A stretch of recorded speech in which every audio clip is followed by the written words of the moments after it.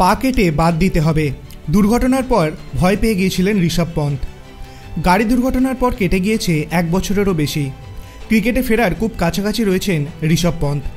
তার আগেই এক সাক্ষাৎকারে তিনি জানালেন, ক্রিকেট খেলা তো দূর, ভয় পেয়েছিলেন যে ডান পা কেটে বাদ দিতে হবে।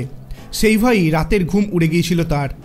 স্টার স্পোর্টসের একটি অনুষ্ঠানে পন্থ বলেছেন, যদি স্নায়ুতে কোনো ক্ষতি হতো তাহলে পা কেটে বাদ দেওয়ার একটা সম্ভাবনা থাকতো। সেই কথা ভেবেই আমি প্রচণ্ড ভয় পেয়ে গিয়েছিলাম। আমি একটা এসইউভি গাড়ি নিয়ে বেরিয়েছিলাম, কিন্তু দুর্ঘটনার পর সেটা একটা সেডান মনে হচ্ছিল।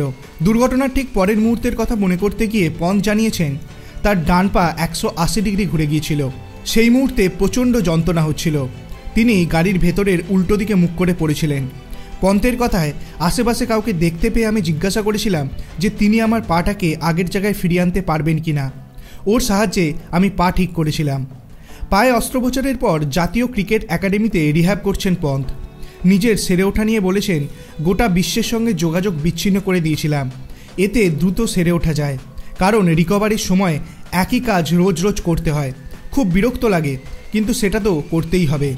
পন্থ এটাও জানিয়েছেন, আবার ক্রিকেট খেলা শুরু করার পর তিনি ভবিষ্যৎ নিয়ে ভাবতেই চান না। বলেছেন, আমি চিকিৎসককে জিজ্ঞাসা করেছিলাম কতদিনের মধ্যে সুস্থ হতে পারি। উনি 16 থেকে 18 মাসের কথা বলেছিলেন।